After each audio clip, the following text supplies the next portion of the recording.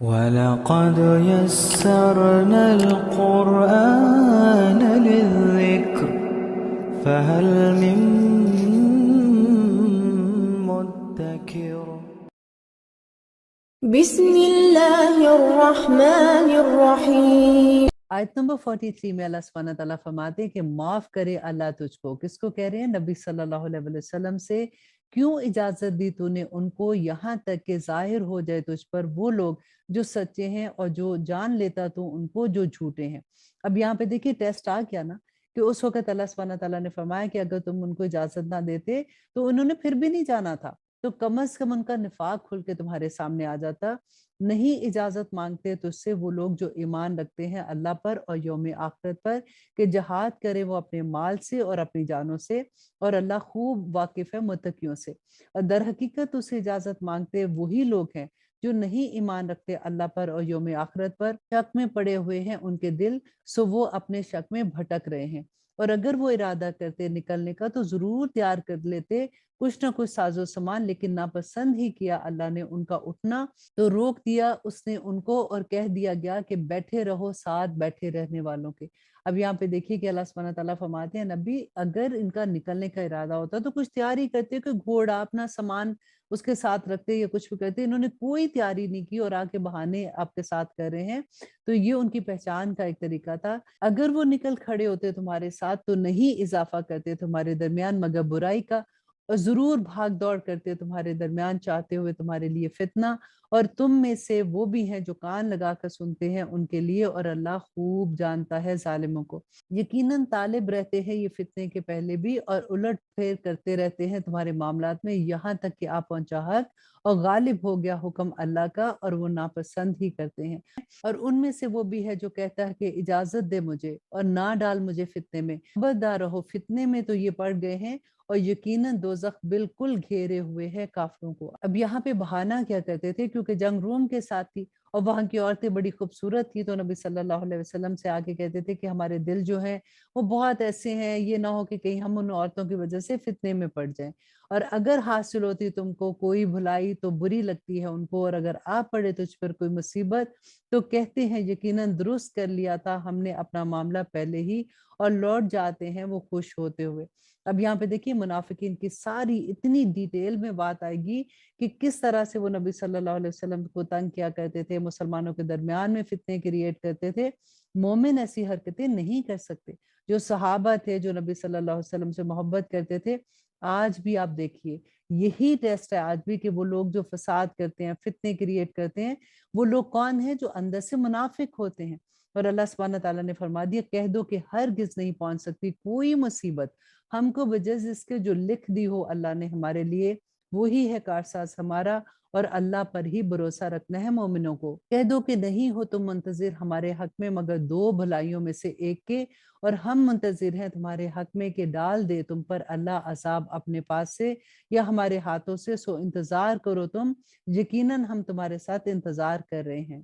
آیت نمبر 53 میں اللہ سبحانہ تعالیٰ فرماتے ہیں کہہ دو کہ خرچ کرو تم خوشی سے یا نہ خوشی سے، ہرگز نہیں قبول کیا جائے گا تم سے، یقیناً تم ہو ہی نافرمان، اور نہیں مانے ہوتی ان کے لیے کوئی چیز کے قبول کیے جائیں ان سے ان کے خرچ کیے ہوئے مال، سوائے اس کے یقیناً انہوں نے کفر کیا اللہ کے ساتھ اور اس کے رسول کے ساتھ، اور نہیں آتے نماز میں مگر ہوتے ہیں کاہل، اور نہیں خرچ کرتے مگر ہوتے ہیں ناخوش۔ دیکھیں وہ خرچ بھی کرتے تھے اور وہ نماز بھی پڑھتے تھے۔ یہاں پہ کیا کہا جا رہا ہے کہ وہ نماز کے لیے آتے تھے نہ خوشی سے، اور اللہ کی راہ میں خرچ کرتے تھے لیکن وہ خوش نہیں ہوتے تھے خرچ کرتے ہوئے۔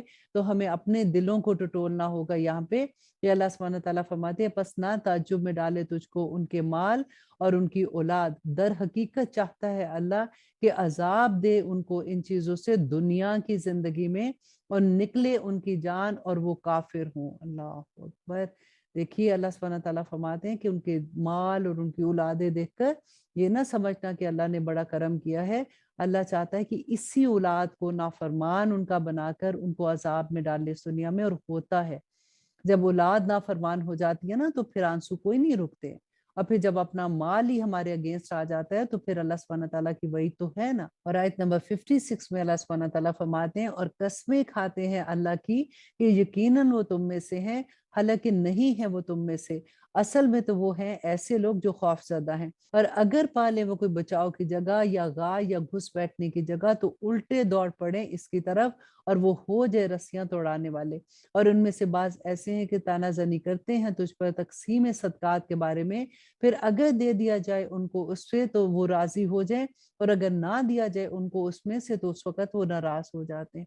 देखिए अल्लाह सुब्हानहू तआला का असूल है, अल्लाह सुब्हानहू तआला की ये सुन्नत है कि जो अल्लाह सुब्हानहू तआला के लिए खालिस होता है ना, जो अल्लाह का बंदा है उसकी नीयत खालिस अल्लाह सुब्हानहू तआला की तरफ काम करने के लिए, अल्लाह अपने बंदे को कभी रुसवा नहीं करेगा। अल्लाह सुब्हानहू तआला अपने बंदे को कभी रुसवा नहीं करेंगे। अब यहाँ पे मुनाफिकीन कौन लोग थे? जो कहते थे कि हम मुसलमान हैं लेकिन अंदर से उनकी हरकतें वैसी नहीं थी। तो अल्लाह सुब्हानहू तआला ने कितनी वईद सुनाई उनके बारे में।